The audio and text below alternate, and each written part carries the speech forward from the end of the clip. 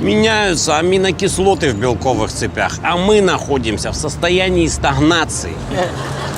Чего, простите? О, мадемуазель, а я смотрю, пулитцеровская премия вам не грозит. Да-да, кабан, это тебе не поздно.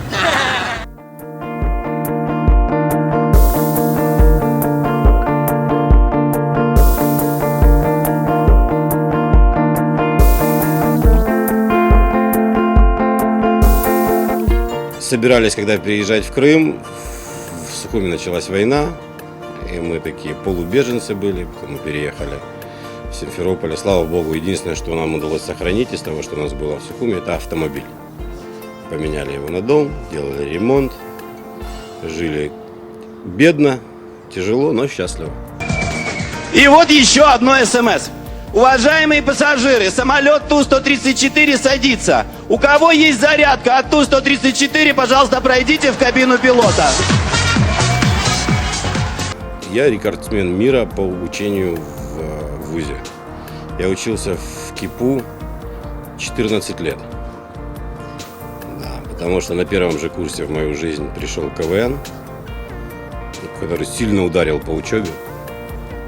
14 лет я начинал с информатики, закончил я филологию. Перед этим я был еще инженером год и пару лет воспитателем дошкольного обучения.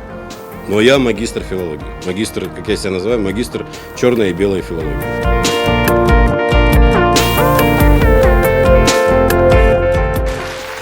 Вау! Любезнейший! А не подскажете ли вы моему чрезвычайно физически развитому товарищу, не обладаете ли вы излишками финансовых средств? А? Шо нема? Шо нема, а если изучу? Этот водоворот тебя засасывает, уже никакой нет учебы, ничего остального не происходит в своей жизни.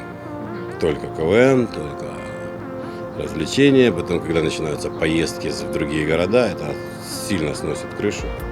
И все, и остановиться удается единицам.